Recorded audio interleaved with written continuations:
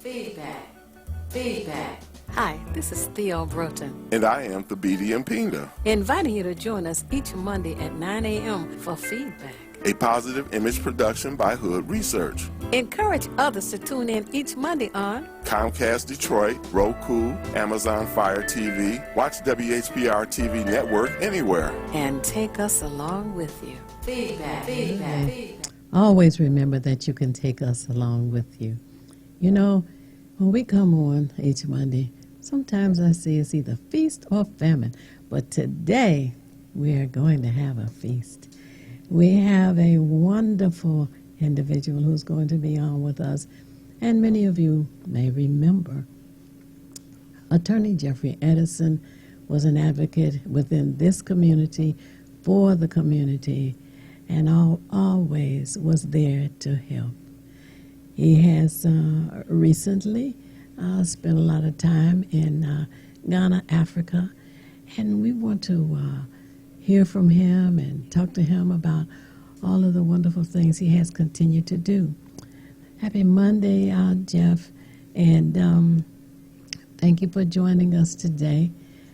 Tell us, who is Attorney Jeffrey Edison? Well, first of all, Mama Theo, greetings to you this morning, and Brother Thabiti. I certainly appreciate all the work and effort that the two of you have been doing over many years, and particularly being involved with this broadcast over the airways, because it is certainly crucial and critical that we are able to define ourselves and in a way that no one else can, and it's an aspect of our self-determination, and for you to be here and facilitate these various discussions weekly is important to the growth of our community. So I'd like to thank you for all that you've done. You're welcome. But I'm just a mere reflection of my people, of African people. You know, I'm here to. I'm an African that just happens to be educated and receive the certification to practice law, and over the years I've been able to use that opportunity of being a lawyer to advocate in various forms the interests of African people, and so I try to do that on a daily basis in terms of my practice, and hopefully have represented my people with honor and respect. Oh, absolutely. We all know that you have always done that. Is it an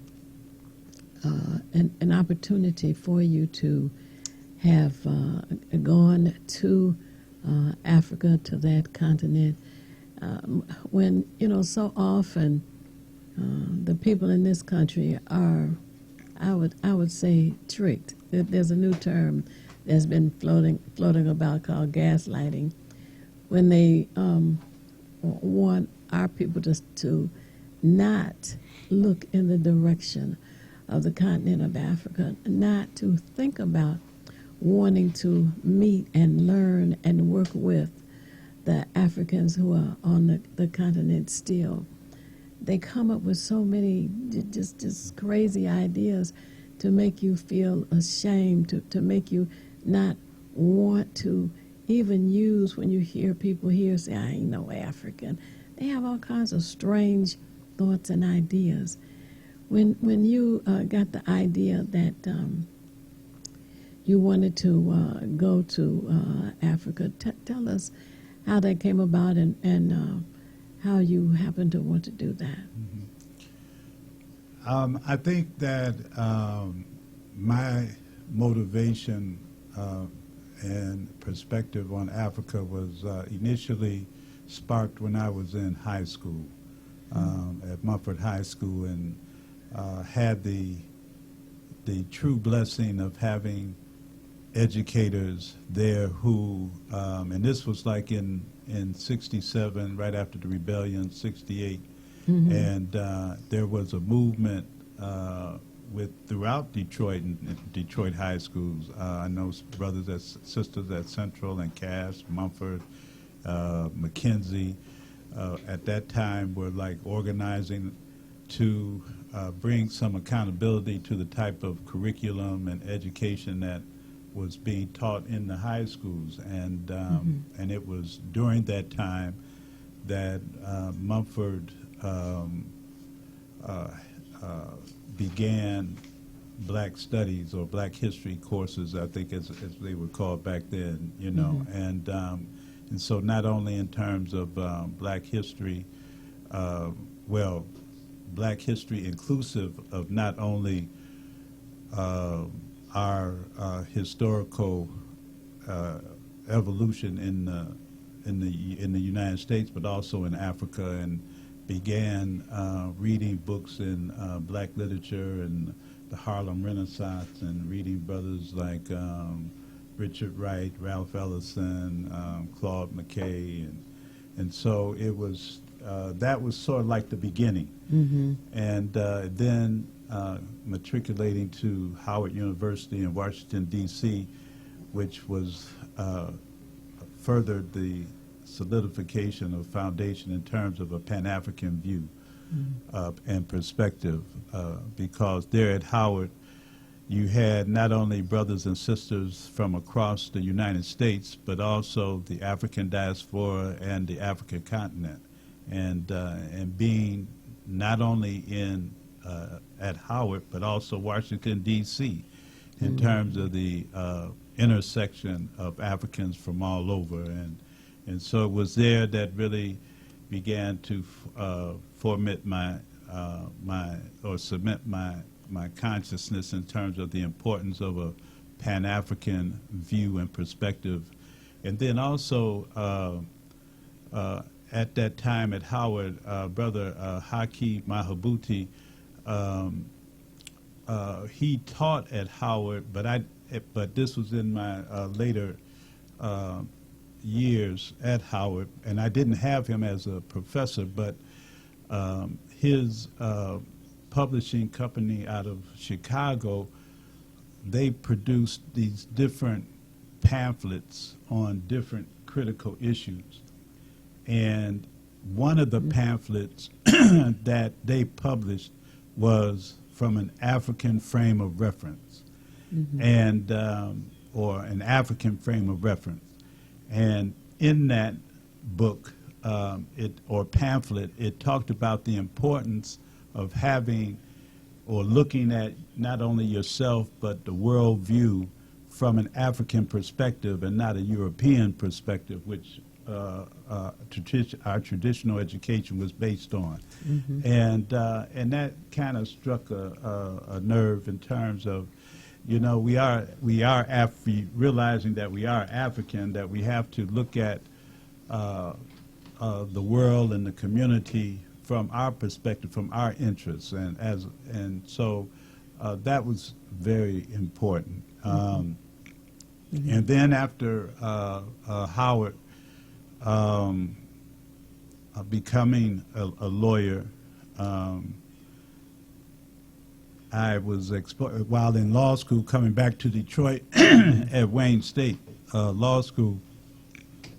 There was a cadre of African Black law students who we formulated the Black Legal Alliance, where we were part of the Black Legal Alliance as law students at Wayne, and organized with brothers like Carl Edwards, Chokwe Lumumba, Adam Shakur, Earl Ashford, Gad Holland, many other sisters, Daphne Means Curtis, Alice Jennings. And as we were challenging the impact of the institutional racism at the law school, we also solidified our analysis on being Africans in America and black people of African descent. and looking at the continent of Africa. And there was also during a time of African liberation struggles in Southern Africa, and so it was just that time of my upbringing at an early age, and not only as a teenager but as a young man in my early 20s, that all these social dynamics were taking place and impacted my perspective and laid the foundation of who I am. And so I was very fortunate in that regard. And then being at the as a law student, I was exposed to the National Conference of Black Lawyers, and that was in 1974 as a student, and went to my first National Conference of Black Lawyers conference in New Orleans, and there was just exposed to a wide range of brothers and sister lawyers who were advocates, dynamic advocates and legal warriors, and the mission and mandate of the National Conference of Black Lawyers that was formed in 1968. Wow. So just, relatively young organization or new organization. The mandate was to serve as the legal arm of the Black Revolution. And so NCBL lawyers who have responded at that time to the government oppression and effort to destroy the liberation movement domestically through the COINTEL program. And so you had cases, renowned cases like the prosecution of Sister Angela Davis. You had the massacre of the brothers at Attica prison by the New York law enforcement and federal government apparatus. You had the attack against the Republic of New Africa in Jackson, Mississippi, the ongoing onslaught against the Black Panther Party, and so all those things were occurring at that time.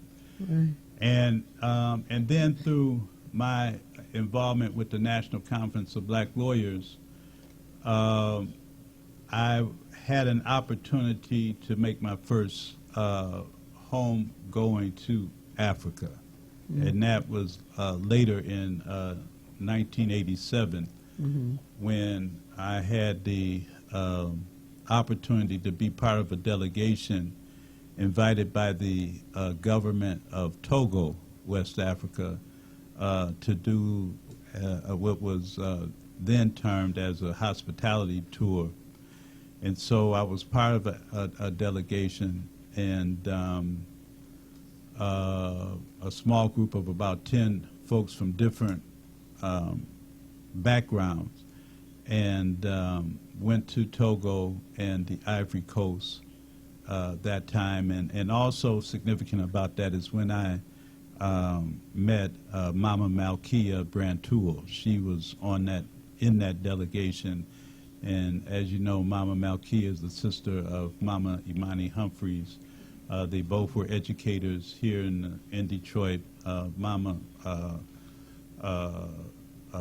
Imani Humphreys, the founder of the Aisha Shule, one of the first independent African educational institutions here. Mama Malkia later founded the Timbuktu Academy.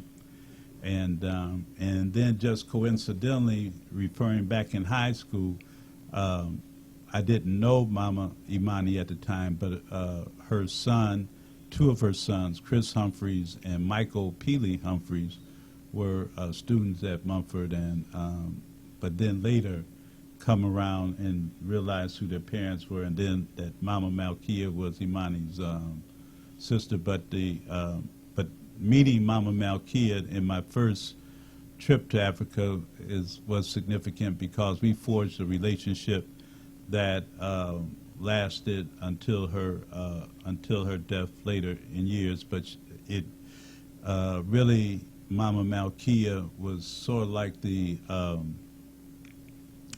end up being a mentor for us. She had she was back and forth in Ghana. She had businesses in Ghana. We continued to talk about the importance of establishing an anchor and home in Ghana, and so then later, out of that relationship, she invited myself and my now wife Shakira to Ghana, and we went to Ghana for our first time in 1992. And have been going back to Ghana ever since. And it was through Mama Malkia that when she purchased land to build her home, she included me in that. And so when she got her land, she carved out a spot or added a spot for me, and that's where Shakira and I have our home in Ghana today. Oh, wow. It's in Elmina, Ghana. That would be like a suburb? It is. Or the main city? No, it is. In fact, Elmina is the first place that the Europeans, the Portuguese in particular, came to that part of Western Africa, and they established a fortress there for trade that eventually morphed into dungeons to extract captive Africans for the purposes of enslavement. So, but it is that area is an old, ancient. In terms of West African history, a location that had been developed over centuries. I see. Is it far from Zabidi? Accra? It is. It's only about 80 miles west of Accra, but it is about a 3.5 to 4 hour drive because of the traffic and the roads, you know. But they're in the process now of expanding the road from the main thoroughfare, and so that should, you know, alleviate some of the congestion. Are the Chinese involved in Ghana now because they have such a footprint, it seems, over the African continent? Yeah, that footprint is there in Ghana too. Okay. You know, and that is a ongoing challenge in terms of what that relationship should be. Right. Because certainly Africa is for Africans, you know, and but it seems like their relationship is different in ways from the African relationship with Western entities, but at the same time, it is important that the Africans be self-determined and avoid any imposition of China on African systems and values, and because certainly don't want to change one colonizer Right. with another, you know, and so that's the critical question. But yeah, they are there. They are there. Do you have dual citizenship? We were just in on December 20th, 2022, going on 2 years now. We were granted Ghanaian citizenship. So yes, we were in the number, so to speak, that we got that. So as we speak now, Shakira and I have Ghanaian passports. Wow, how nice, nice. Yes. What kind of government do they have there in Ghana? When it's I guess a democratic government, form of government in terms of elections, the electoral process. There are multiple political parties. The two main parties, so to speak, as my understanding, is the NDC and the NPP. The NDC was, I guess, in terms of notoriety, would be the party that President Rollins was part of, and was, I guess, known as a more progressive entity. The party that's in power now is the NPP, and has been more conservative. The party of Kwame Nkrumah, the CPP, is not in power itself, although the NDC, I believe, would claim to represent a more progressive relationship that, in terms of governance, that Kwame Nkrumah represented. And so we are constantly trying to improve our own personal understanding and knowledge in terms of the on-the-ground dynamics of Ghanaian politics. But that is kind of a general assessment of what it is. One of the challenges that the Africans on the ground experiences is the type of leadership that is manifested in the government, in the governments, and in terms of the leadership being for the people as opposed to their own personal aggrandizement. And so that from time to time has been also a challenge in Ghana, but there is a new generation of leadership,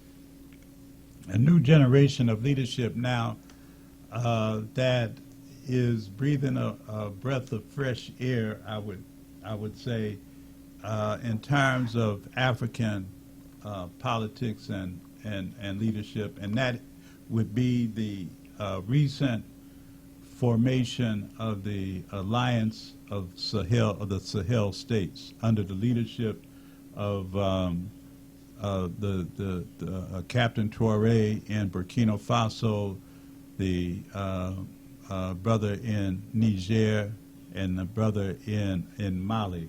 And in each of those countries over the last 2 years, they've been successful to revolutionize their countries by gaining control, by kicking out the French, who for decades have been a source of exploitation of the resources and just the ongoing dominance of their countries. That and also last year, or within the last year, maybe early this year, not only did Niger kick out the French, but they also kicked out the U.S.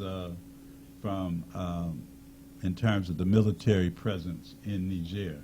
It's interesting, and Theo knows, we've had a brother on this program, Dennis Boatwright III, and he actually went to the embassy because he's associating with Burkina Faso and the other African countries that are part of the Sahel now, and he's actually trying to, in the same tone as you're saying, brother, get more of a, I guess, a Pan-Africanist worldview, because we still lack that, with the Caribbean islands, I'm sure some of South America, definitely us here, and then the mother continent. But when you mentioned that, it brought him to mind because he just met someone from, I guess, what they call the December 12th group or movement. Out of New York. Yeah, Mm-hmm. and he's constantly doing that. So I want to let you continue, brother, but when you mentioned that, made me think of him because he's made it a mission of his life. He has a Pan-Africanist group that he is running now, as a matter of fact, and the whole thing is just to try to get us to align our mentality as people in the diaspora to relate to the motherland, because we have a strong problem with that. Yeah, and part of it is gaining knowledge of self. I mean, we on this side, in the U.S. and the Caribbean, we now, in terms of our socialization, are dealing with the vestiges of our ancestors' enslavement. The brothers on the continent, dealing with their socialization, are dealing with the vestiges of colonization. And both colonization and enslavement are from the same source of European supremacy, and the impact that has had on us. And so we, in terms of now trying to move forward to purge those shackles, have to better understand understand the impact of that, so that the indigenous Africans, the African diaspora, are able to really come together as one in a Pan-African frame of reference. Mm-hmm. Well, Theo, believe it or not, we're at the bottom of the hour already. Goodness, I see. Well, for those of you who are tuned in, refresh your orange juice or your coffee, and call others to tell them to tune in. And this is a radio we can see. That's how they can tune in. And have them learn about Attorney Jeff Edison and what he's been learning and sharing with us from Ghana, Africa. And we'll be back momentarily. Hello, I'm James Ford. I survived the red light runner, but will you? You know, Michigan has had 1,123 auto accident deaths a year. That's 21 per week. We know Detroit alone has 156 deaths, and that equals 3 a week. Those stats do not include the 550 people that are crippled and disabled a month. At 12 noon, September 18th, 2024, people in Detroit and other cities in Michigan will meet in Lansing, state capital, and complain about red light running, drag racing, and hallucinated driving. Yes, bring your lawn chairs. September 18th, Detroit and all Michigan cities will ask legislatures to enforce and enact laws that will stop drag racing and red light running and hallucinated driving. You know, this is not different than the Flint water crisis. People are dying. Join us Wednesday, September 18th, 2024. If you like, call 586-918-3061 for more information. Drag racing, red light running, hallucinated driving, it must stop. Stand up, September 18th. Call and share your input. Call 586-918-3061 or call 701-301-3118. Also, again, people of all nationalities, express your input and ideas at 586-918-3061 or 701-301-3118 to stop drag racing, red light running, and hallucinated driving. Thank you, and God bless everybody. Thank you.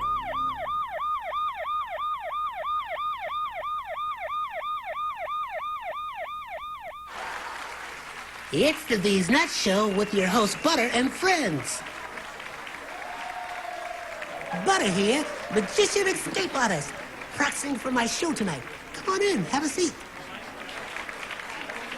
Everybody settle. Butter, you're on in 5, 4, 3, 2. In a few seconds, you gotta be enough to get out of this one. Twist a little turn, ta-da! It's showtime. It's your old friend Butter here. I may be a nut, but I know to wear my mask. Please welcome my first guest tonight, fitness guru, Wally Warner. Wally Warner here to tell you to wash your hands with soap and water for 20 seconds so you will stay healthy and strong like me. Almond Cruz here, sliding in with the news. Distance is what we must do to stay away from the chew and other germs in the air that might be trying to get on you. Social distancing is a wonderful way to see friends. As long as you're 6 feet apart, you win. Hey there, friends. I wouldn't miss this for the world. It's me, Pumpkin Spice, your healthy girl. Remember, it's important to use your kind hearts and follow the signs to stay healthy and safe at all times. Chica Chewitsky here to say, don't forget the little ones that need you to lead the way. That's how we remember to wash our hands, mask, and social distance today. Morgan Raisin. Yes, it's me, here to sing about health and safety. We are all here to help get a message out to your grapevine, teaching healthy choices to stay safe all the time. Don't let these guys drive you nuts. Put your mask on first. They'll let you be. And it keeps me safe from the chew that's trying to get on me. Butter me up. She's right, you know. Thank you, Hallie Cranberry, for joining the show. Let's all be nuts about our health. Social distancing, wash your hands frequently, use hand sanitizer, and wear a mask. Practice what we learned to stay away from the chew germs. We're all in this together. Coming soon, the many adventures of these nuts in a theater near you. Feedback. Hi, this is Theo Broughton, And I am Thabiti Mpinga, inviting you to join us each Monday at 9 a.m. for Feedback. a positive image production by Hood Research. Encourage others to tune in each Monday on Comcast Detroit, Roku, Amazon Fire TV, watch WHPR TV Network anywhere. and take us along with you. Feedback. And take us along with you. Always remember you can do that. And we have our wonderful guest with us this morning, and that is attorney Jeff Edison. And he has written a book, he and his wife, and we want to make sure that you learn about it as well and how you can purchase it, etc. Thabiti? Yes, as you can see on your screen, I'm holding up the book. It is titled The Last Bath, A True Story. It's written by Shakira and Jeffrey L. Edison. Jeffrey L. Edison, attorney, our guest at this point, and I'll let him give us an overview of the book and also how you yourself may be able to acquire one. I think it'll be excellent reading, and we need to build our libraries in our homes. That's, I would always say, number one, we have to build the libraries in our home. So, Brother Edison, if you can give us the background on The Last Bath. Yes, thank you for that introduction. In talking about Ghana and our relationship with Ghana over the years, one of the things that my wife and I would do would be to kind of document our various experiences and things that we see, things that we have had the opportunity to experience over the years. And so one of the things was to better understand how our history, from the educational perspective on this side, did not begin with the enslavement of Africans. It just didn't begin in when Africans were brought here in 1619, but that we wanted to better understand how things were prior to the European presence and in Africa, and just what happened in terms of the enslavement. And so where we live is on the coastal, the southern area of Ghana, and that is the area that our ancestors were taken directly from or put onto the ships to be brought over to the Western Hemisphere. But we didn't know much about what was happening in the interior, in the northern regions, where our people were being captured and being brought down. And so there are areas in the northern section regions of Ghana that, and obviously back then it wasn't referred to as Ghana, but in the northern interior areas, there were places that where our people were captured and then sold and shackled and tortured and brought down from the interior to the coastline and held in the dungeons before being put on the ships. And so we have traveled to the northern region, and we took pictures and photographed, took pictures of those different areas. And then there is a place in Asin Manso, which is approximately 30 miles from the coastline. And it is referred to as the last bath because it's right by a small tributary called the Doncour River. And so when our ancestors were taken from the interior in the northern areas, maybe 300-400 miles in the interior, and brought down, the Asin Manso, the area of the last bath, was the last place before they were then taken to the dungeons. And so this was an area where our people were bathed, they were unshackled, they were separated by age, by health, to see who would be best suited to make that final trip to the dungeon. And it also, because of the area, is they were able to resist and fight back and rebel, and it is and because of that, many of the ancestors were interned in a mass grave area, and so that's right there by the Doncour River also, and the last bath. And so during President Rollins' regime, this area was memorialized, and also during Emancipation Day, on Emancipation Day in Ghana, which is August 1st, there's a celebration as part of Emancipation Day that is part of a festival, the Panafest Festival, that occurs every other year from July 23rd to August 1st. And so it is a time where diasporans come from across the continent, and also the U.S. and the Caribbean come and have a cultural celebration. And it culminates in Asin Manso at the last bath on Emancipation Day to acknowledge the ancestors.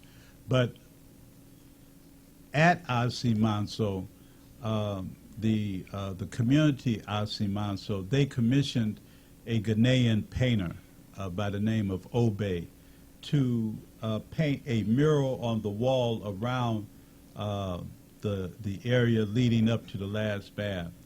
And my wife and I had photographed those murals, and so we decided that it was important to tell the story of how our ancestors were captured and brought down to this area, the last bath, and then to the dungeons and put on the ships, through memorializing the murals. So we photographed the mural, and then we added our interpretation of the murals to tell the story, the literal story of those, in conjunction with one of the curators of that area, a brother named Mr. Ado.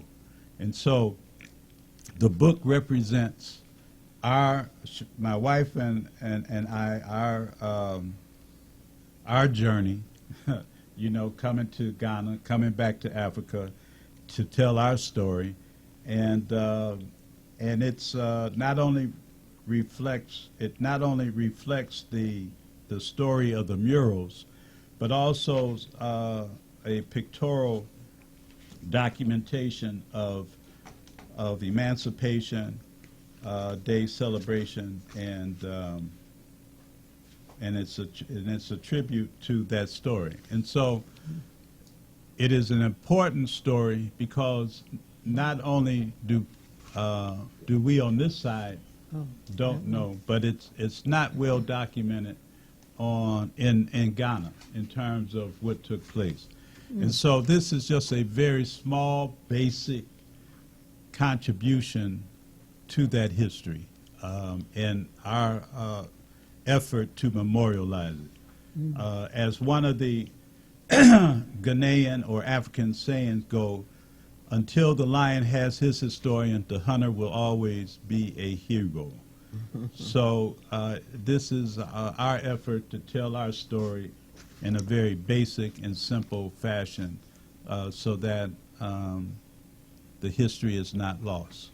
Well, on August the 1st, there was a rebellion on that day? No, August 1st is the day that the British slave trade ended in 1834, I believe. Wow. Yeah, and so that's a day that is acknowledged. I see. Yeah. Wow. The baby. So every August 1st, there's a Emancipation Day celebration in Ghana. Okay.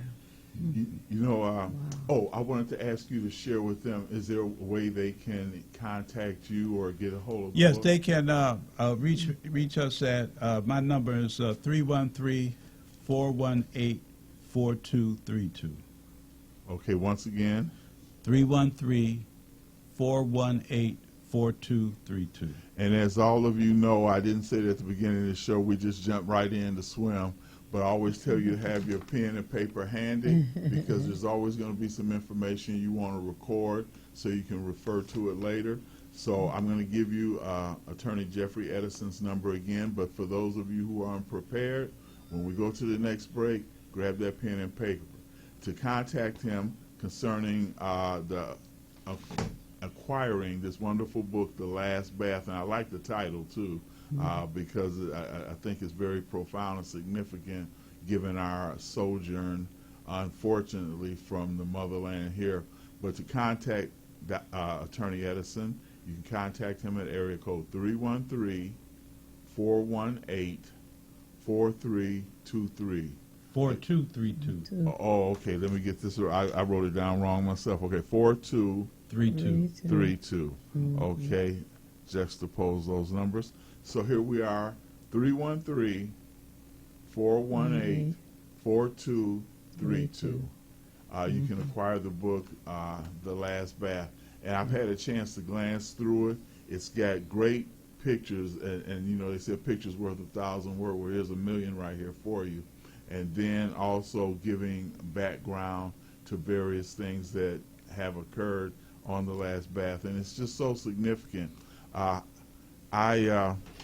you can see my hat, it says Black history is world history. And we have to understand that African history, I didn't wear that hat, darn it, would have articulated the same thing, in that we must know the roots of the tree from which we sprang, because we are the branches and the leaves of that, and we carry that legacy into the future. So we're going to mention this again during the show, how you can acquire this book. It's easy reading, and it's necessary reading. And you talk about building a library in your home, and we know that we have heard from governors in different states around America that our libraries are being attacked. Best word I can think of right now, they're being attacked. Books about our history are being removed from the libraries. It's just the strangest kind of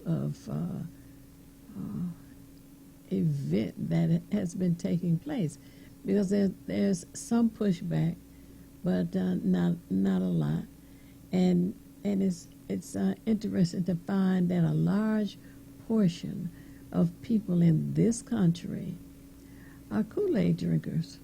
And for those who remember Jim Jones and those who followed him to Guyana and ended up being murdered by him by telling them to drink poisoned Kool-Aid. And the people in this country who don't seem to be thinking for themselves need to have Jeff Edison and others that we can find like him, who can tell the stories as they're learning about them, so that we know more about our own history and the history, of more and more ancestors. And in terms of the acquisition of knowledge through books, let me also say that a very good friend of mine that I met while at Howard, and we have since become great friends, just authored his most recent book, Not in My Name, Reparations Now, and that is by Dr. Hehimatu Ra Nkamet. And he's having a book signing this Friday at the Source Bookstore on Cass Avenue at 6 o'clock.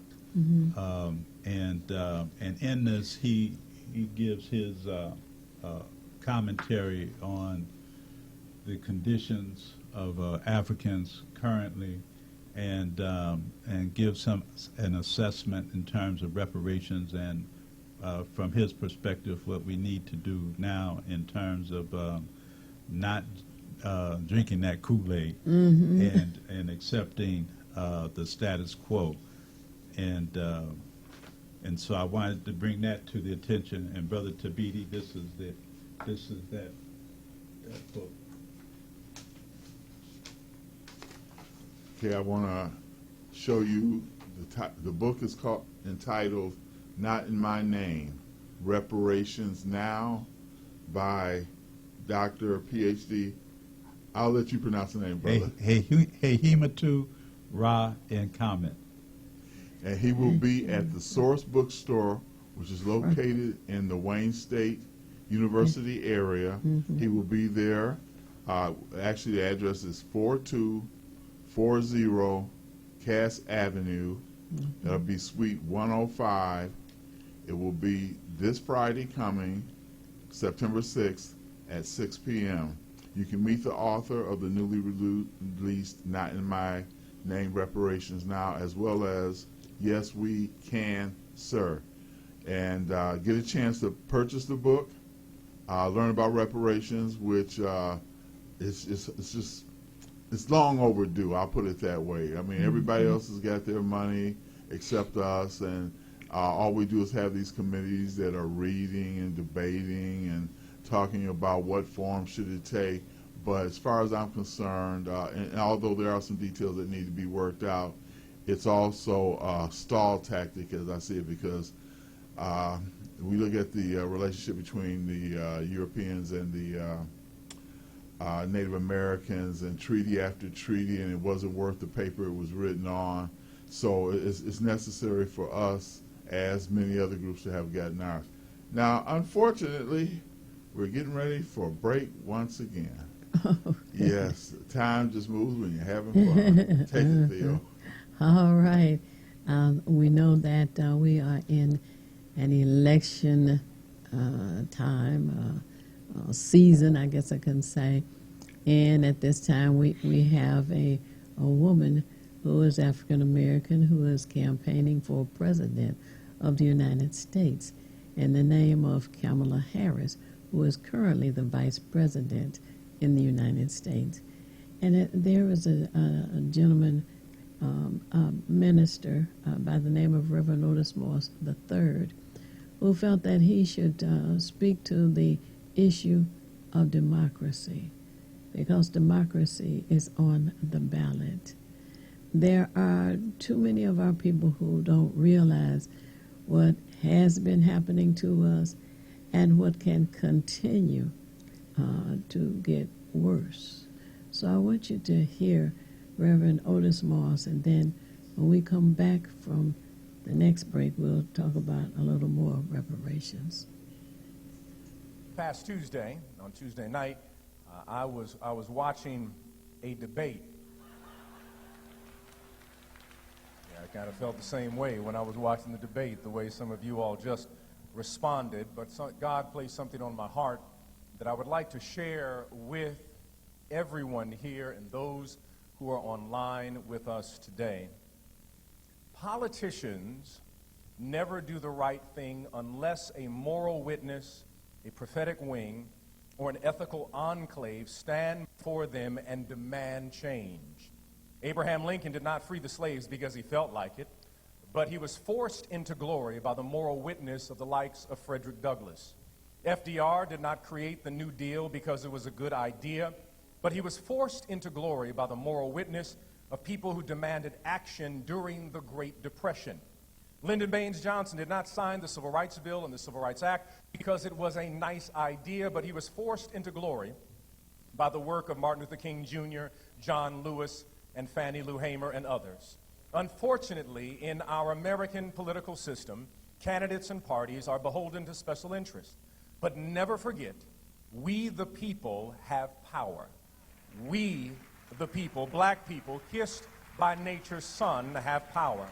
We have power in our vote. We have power in organizing. We have power with our pocketbook. We have power with our voice. And we have spiritual power connected to our faith. Black people have historically saved America from itself. Black people have historically been a moral witness demanding this democracy include all who yearn to breathe free. I believe the choice this November is not between two candidates, but two visions of this nation. One vision romanticizes the Confederate mythology that was birthed from the antebellum South. Another vision still sees America as the yet-to-be United States of America. I cannot support any vision. You can vote for whoever you want to, but I cannot support any vision that speaks to making America great again, because my conscience and my soul tell me when a person states America with the past tense language was great, I must speak up and say, what year are you talking about? Was it before I could vote, or was it a year I was considered nothing more as chattel? Was it a year when women did not have the right to vote? Or was it the year before unions had been organized? I cannot support anyone's false nostalgia of white supremacy. I believe democracy is on the ballot. For some, and I understand it, the only issue is the horror, tragedy, pain, and destruction of human thriving in the occupied territory we call Gaza. For others, it is Gaza, the Congo, the Sudan, and Haiti. But I say to us all, we must look at all issues, foreign and domestic. For the question before us is, what will this country be? Not for our children, not for our grandchildren, but for our great-grandchildren. We must, as a church, and when I speak of the church, I said we must, as a church, the black church collectively, not churches that just have black people in them. I'm talking about the Black Church of Frederick Douglass, the Black Church of Harriet Tubman, the Black Church of W.E.B. Du Bois and the souls of black folk, the Black Church of A. Philip Randolph, the Black Church of Ida B. Wells, the Black Church of Ella Baker, the Black Church of James Lawson, the Black Church of Willie Barrow, the Black Church of Jesse Jackson, the Black Church of Jeremiah Wright, the Black Church of James Cone, and the Black Church of Martin Luther King Jr.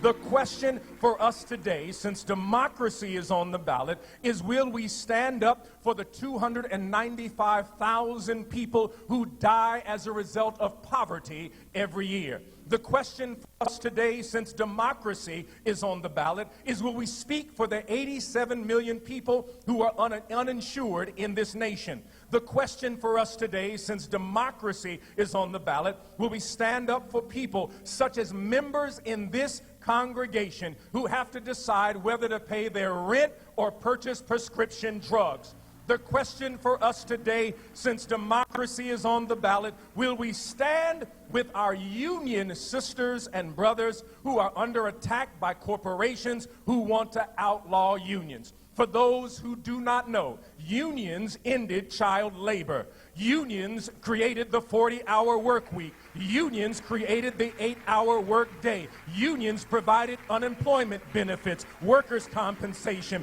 and your retirement benefits. That is because of the work of unions. The question for us today, since democracy is on the ballot, will we fight for HBCUs? They are being attacked across this nation, where conservative legislatures want the land that is our historically black colleges sit upon. They are coming after North Carolina A&T. They're coming after North Carolina Central University. They're coming after Florida A&M. They're coming after Alabama A&M, Jackson State, Albany State, Fort Valley Southern, any state institution that is a historically black college. Since democracy is on the ballot, will women, let me say it again, will women, not men, will women, not men, but will women have the autonomy to make medical decisions about their body, and will people of faith be present to offer compassion, love, prayer, and support regardless of their decision?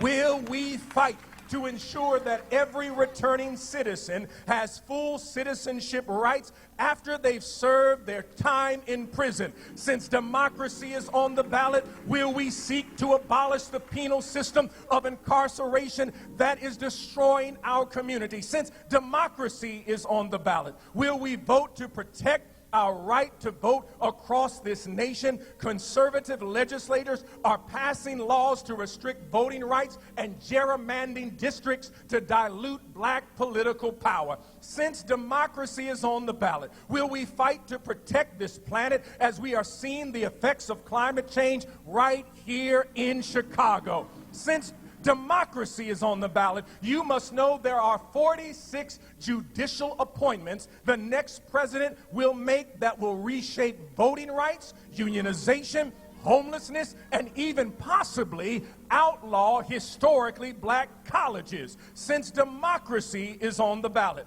I'm not a one-issue voter, but I'm a voter who votes to protect black issues. Since democracy is on the ballot, I'm asking today, right now, everyone in this village, if you are a registered voter, if you are an organizer, if you are part of a union, if you lead a block club, if you are a local activist, it's time for us to get together as a community and collectively as a church and do what our ancestors have done generation after generation and save this nation from itself. Democracy is on the ballot.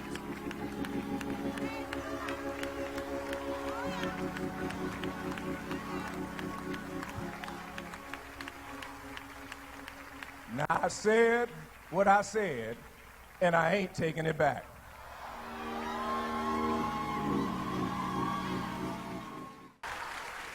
It's the These Nuts Show with your host, Butter and friends. Butter here, magician escape artist, practicing for my show tonight. Come on in, have a seat. All right, everybody, settle. Butter, you're on in 5, 4, 3, 2. seconds. You gotta be enough to get out of this one. Twist a little turn. Ta-da! It's showtime. It's your old friend Butter here. I may be a nut, but I know to wear my mask. Please welcome our first guest tonight, fitness guru, Wally Wallman. Our Woody Woodland here to tell you to wash your hands with soap and water for 20 seconds so you will stay healthy and strong like me. Almond Cruz here, sliding in with the news. Distance is what we must do to stay away from the chew and other germs in the air that might be trying to get on you. Social distancing is a wonderful way to see friends.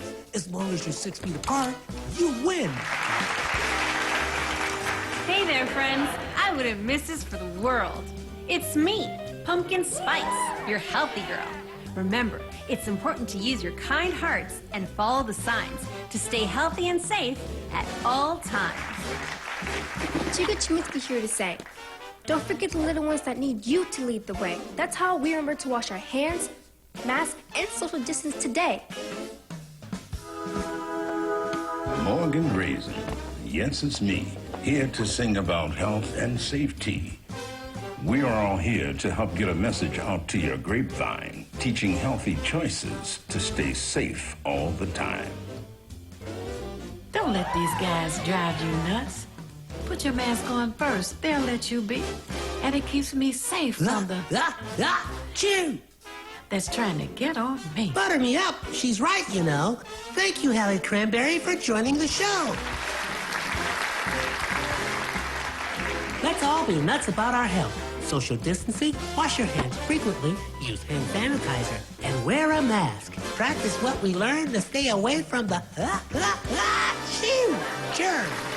We're all in this together. Coming soon, the many adventures of these nuts in a theater near you. WGPR Detroit, HD2. You're watching WHPS, Highland Park, Detroit.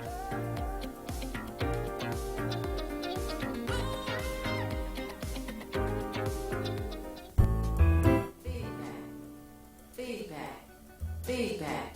Hi, this is Theo Broughton, And I am Thabiti Mpinga, inviting you to join us each Monday at 9 a.m. for Feedback. a positive image production by Hood Research. Encourage others to tune in each Monday on Comcast Detroit, Roku, Amazon Fire TV, watch WHPR TV Network anywhere. and take us along with you. Feedback. And remember, you can always take us along with you. Thank you so much for staying tuned with our most wonderful program this morning with our guest, Attorney Jeffrey Edison. And it's really nice to know that Attorney Edison and his wife now have dual citizenship. Now, prior to the break, I wanted Attorney Edison to hear the presentation by Reverend Otis Moss III on democracy, because here in this country, and particularly during this election season, we seem to be fighting for so many things, and now including democracy. We have in this city, Attorney Edison, a committee that's supposed to be reviewing reparations and coming up with a report, which is next month. Now I'm hearing they're going to ask for an extension. It is sad to know that we have been talking about and fighting about, and John Conyers was even for 40 years trying to get a committee to study us as if we need to be studied any longer. But anyway, I wanted to hear some kind of comment or concern or report that you have as it relates to reparations, if you want. Well, I think the bottom line is that black people of African descent are entitled to reparations that should be paid by the government private institutions that perpetuated not only the enslavement and forced labor of our ancestors, but also who have perpetuated the continuing vestiges of that enslavement that has resulted in inequitable economics, health care, education, housing. It has impacted every aspect of our daily lives and existence in Americas. And so until there is an acknowledgement of reparations and that is owed and that debt is paid, we have to continue to advocate for it and demand that it happens. I understand that the Native Americans receive some kind of allocation on a monthly basis. Is that something that you have heard about? They don't call it reparations, of course, but my understanding is they are receiving allocations from the government.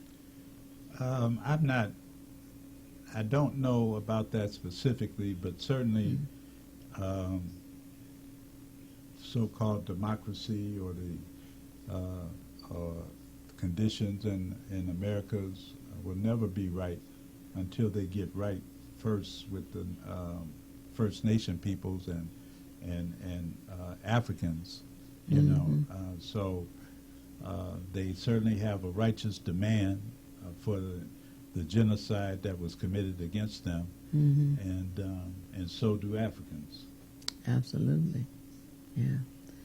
And one of the books for home libraries, as regular libraries, is the book that came before the Mayflower.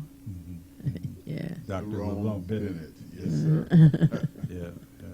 All right. Would you give the book again, Dr. Beatty? Show it, you know.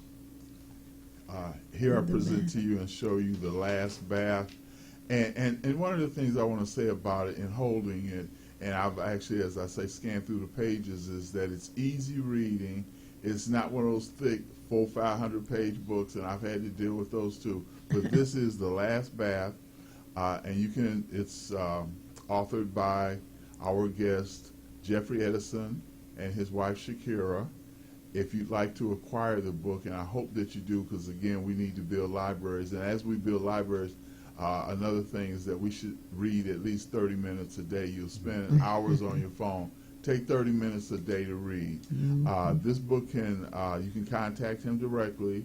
His phone number is area code 313-418-4232. I hope you got your pen and paper handy. I'm going to do it one more time at the end of the show. Again, the phone number is area code 313-418-4232.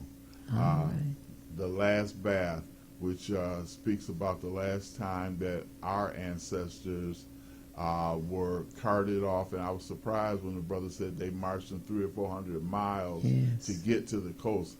I can just think driving 300 or 400 miles to get to Chicago or further, and that's a long trek without vehicles. So I think that this book is essential reading.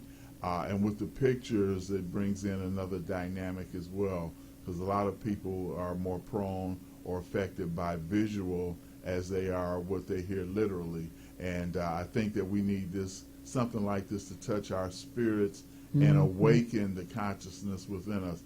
Because although we are here, the consciousness of the motherland, whatever part you may claim, is still within our DNA, and we can't let that ever fade.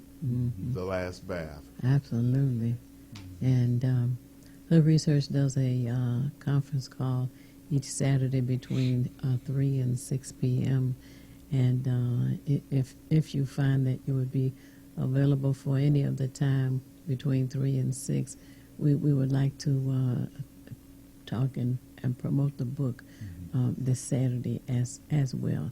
It's the phone call. No one has to leave their happy home or backyard easy chair. They don't even have to get out of bed. Just call on the phone, and we can share some additional information about the book. We'll be glad to do that. And for those who know the number, then that's good. For those who don't, Esther Beatty says, have your pen and paper handy, and I will give that number at the end of the segment. Yeah. The Beatty? I wanted to ask Brother Edison, do you still practice, and do you practice here in Michigan, or because since you're bicontinental more around here? Yeah, I'm still practicing. However, I'm trying to wind down to so that we're able to spend more time in Ghana. Certainly, my wife would like to stop right now and be there for more. But our families are here.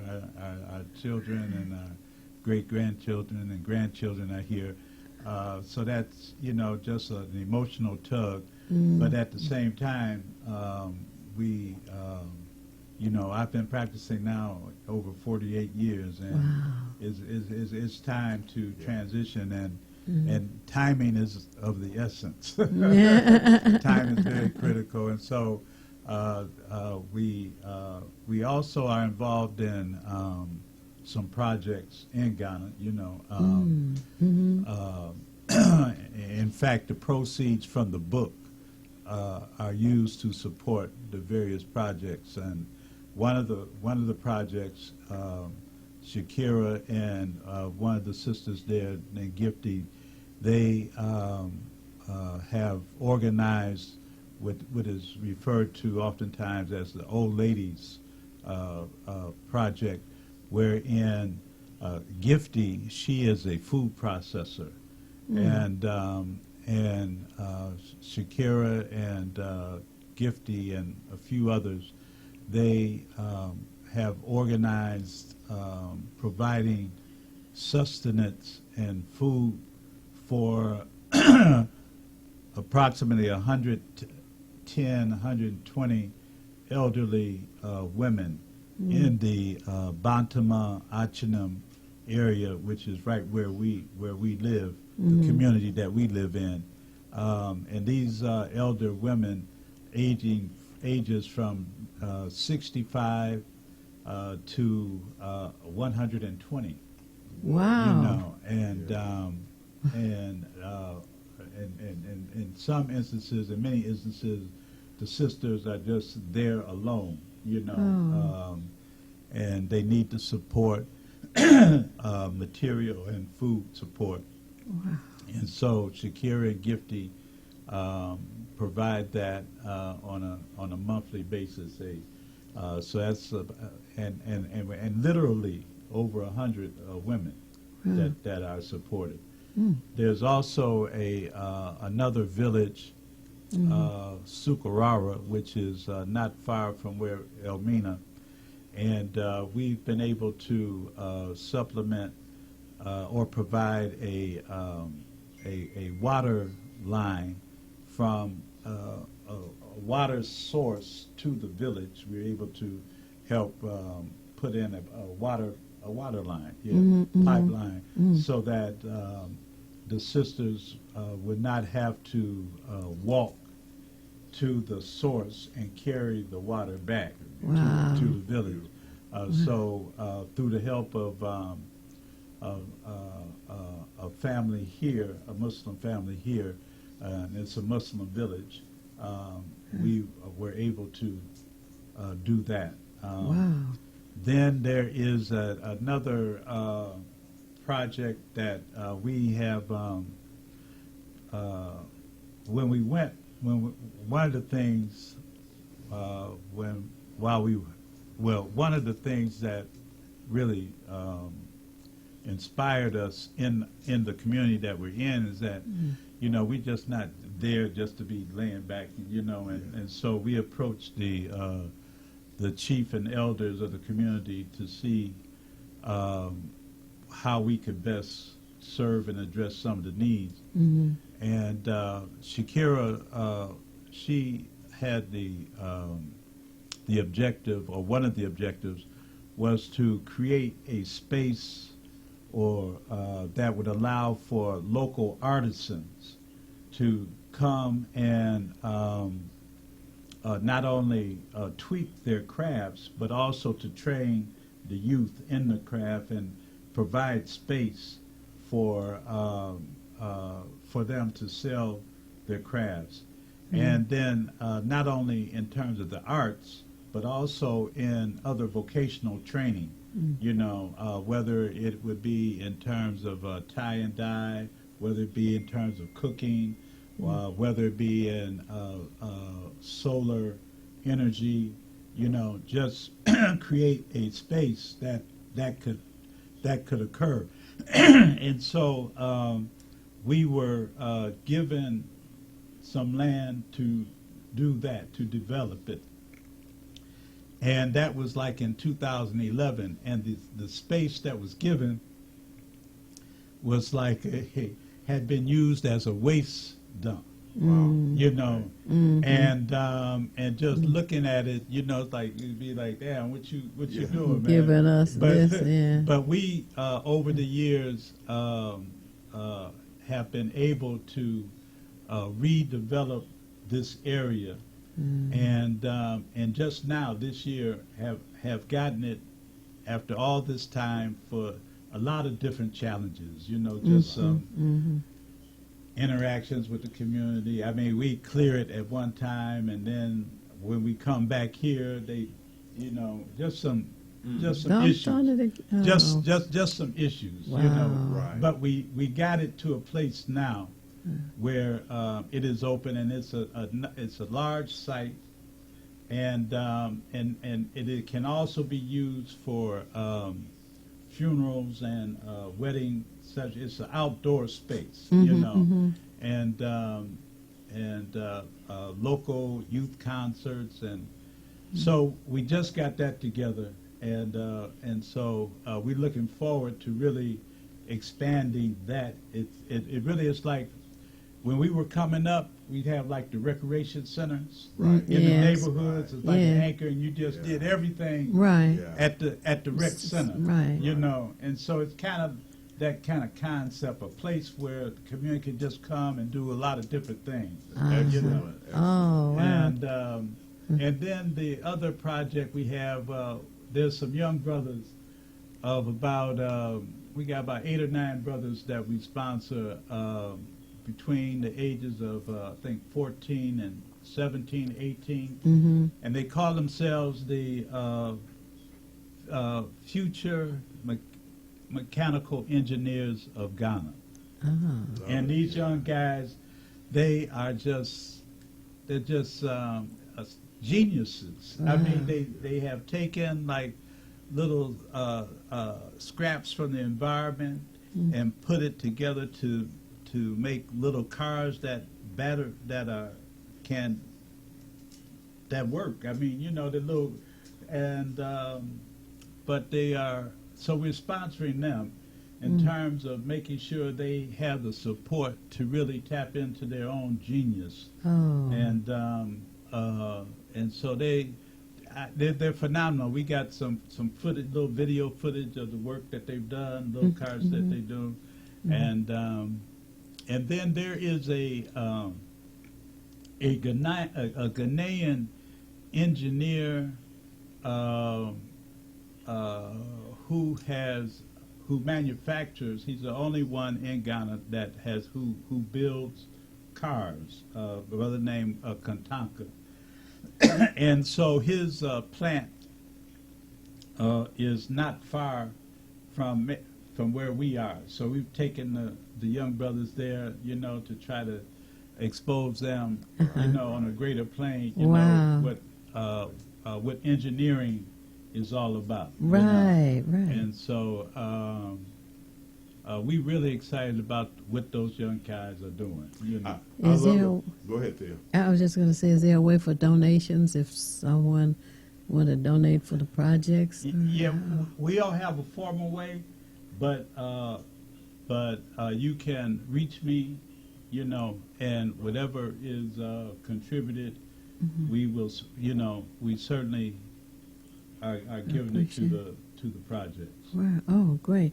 Now, as far as Ghana today, so many of our people have this ancient thought of Africans with spears and Tarzan flying through the jungle in his diaper, and it's not all that anymore. Can you share with us the way, you know, Well, the kind of services and all? Yeah. First of all, that it ain't never been no Tarzan. Yeah, right. You know, so it ain't anymore. Right. So that was, you know, part of that misconception. Gaslighting. Right. Yeah, gaslighting. Yep. But you know, Africa is evolving. One of the biggest challenges is gaining control of the natural resources. You know, and so that's the challenge, and in doing that, you know, Africa is not where it needs to be, but it certainly is closer to unification than it was in the past. You know, we just have to purge ourselves of that European influence and really focus on the concepts and principles that were espoused by Kwame Nkrumah, Gaddafi, you know, and now the young brothers in the Alliance of Sahel States. You have other brothers, Professor P.L.O. Lumumba, Sister Eric Kana, Kwawu, who is just really touting the whole unification of the continent, and so we're getting there. It's coming. It's on the horizon. A lot of publicity about that substance that is used for cell phones comes from the Congo, I believe. Kotang. Yeah. And that's controlled by, don't tell me the Chinese, right? It comes from the Congo. It's the Europeans that. Oh, okay. And as we wind down to the last 3.5 minutes or so, I'll let you share all the information you want. But again, let me tell everyone quickly that if you want to acquire this book, The Last Bath, you can contact attorney Jeffrey Edison at area code 313-418-4232. Also, this Friday coming at the Source Bookstore located at 4240 Cass Avenue, Suite 105, you can hear the author and get a signed copy of his book, Not in My Name, Reparations Now.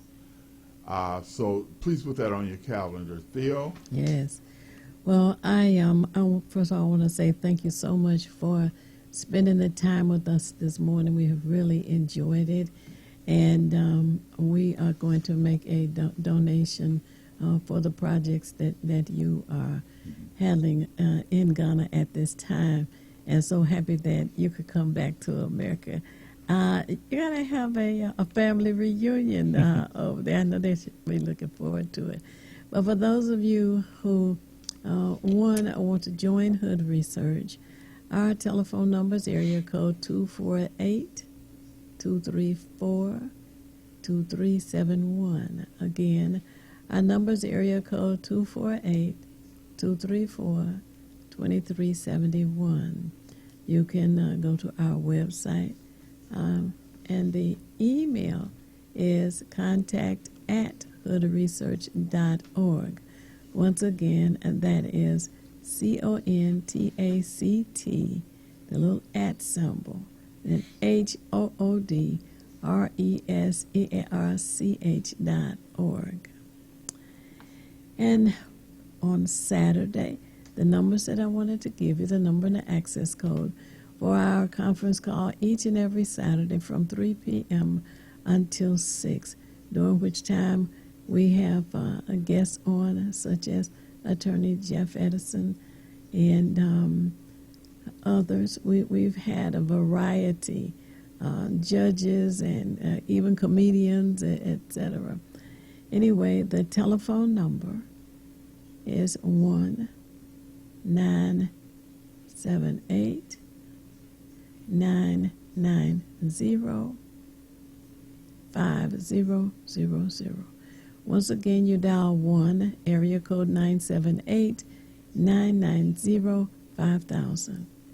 It rings one time, at which point you put in the access code. The access code is 338729. Press the pound key and you'll hear us talking. Once again, the access code is 338729.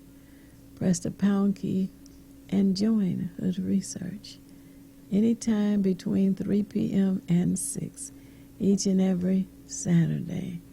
Share information that you have. And we have guests on, and we also will share other information for you, such as the $20 an hour jobs. There's $20 an hour that's being paid for those who want to work for the election campaign for the vice president.